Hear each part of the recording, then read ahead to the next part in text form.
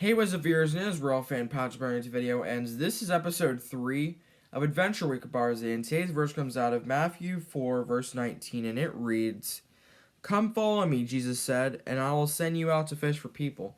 Let me read that one more time. Matthew 4:19 says, "Come follow me," Jesus said, "and I will send you out to fish for people."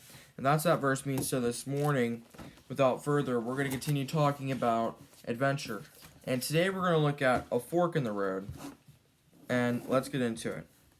Another story that haunts me is Jesus' encounter with a nameless, wealthy young man as he made his final journey toward Jerusalem. He was an important civic leader, a youthful climber with prestige bearing, and a bank account that would have been the envy of many older men in Judea. But there was a hollowness in his chest that led him ever so close to the God adventure of a lifetime. For all his status and personal wealth, this man had a hungry heart. The Gospel of Mark tells us that he ran to Jesus falling on his knees in the dust before him. You know the story. He asked Jesus what he had to do to inherit eternal life. He knew the commands, and he kept them all since he was a boy. But there was something more. And he knew it. He deeply wanted that something, but with all his heart, not quite. Mark tells us that Jesus looked at them and loved him. "One thing you lack," he said. "Go sell everything you have and give to the poor, and you will have treasure in heaven. Then come follow me." This was from Mark 10, verse 21. So, this guy he's following all the commandments, but there's just one problem. He's lacking something.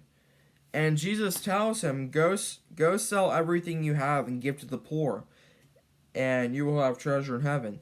Then come follow me. It was a wide open invitation into a God adventure from the lips of God's Son.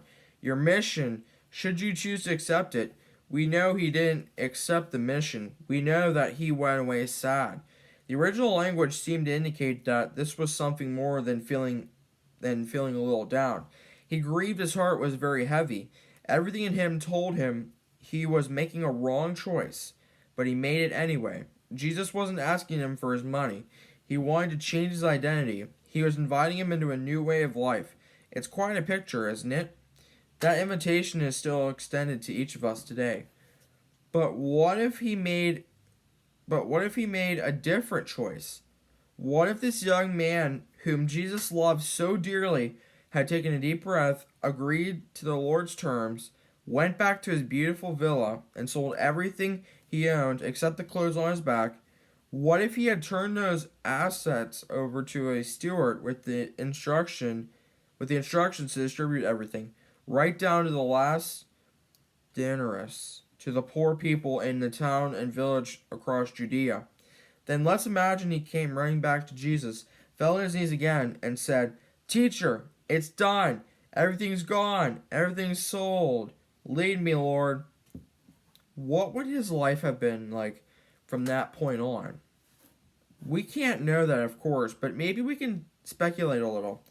Would he have savored the close companionship of God's Messiah as Jesus walked toward Jerusalem and Calvary?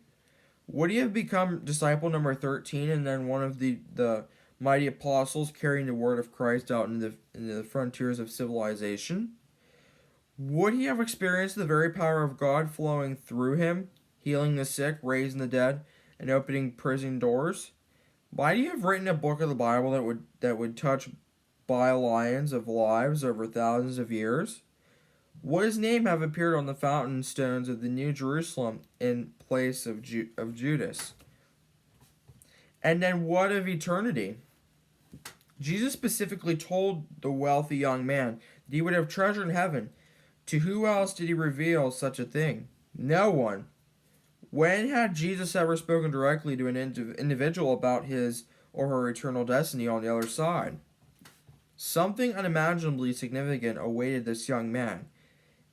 If only he would have responded in that moment, at that fork in the road, when the one who created the glories of the universe and set galaxies spinning into the void tells you he has something special in mind for you. Well, who can even conceive of such a thing? It was right here for this young man, a life of transcendent joy and purpose. It was all within reach at the crossroads that day. And he just walked away. He refused the offer. At this, the man's face fell. He went away sad. And I have to believe that for the rest of his hollow days, until he was an old man, he would remember that moment, remember those eyes that met his eyes, that seemed to open into an eternal vastness, and he would ask himself how it might have been if he had traded in his gold for Jesus. The point is, we have no idea, not even the smallest notion, of what we are accepting, of what we are refusing when we make a choice about a God adventure.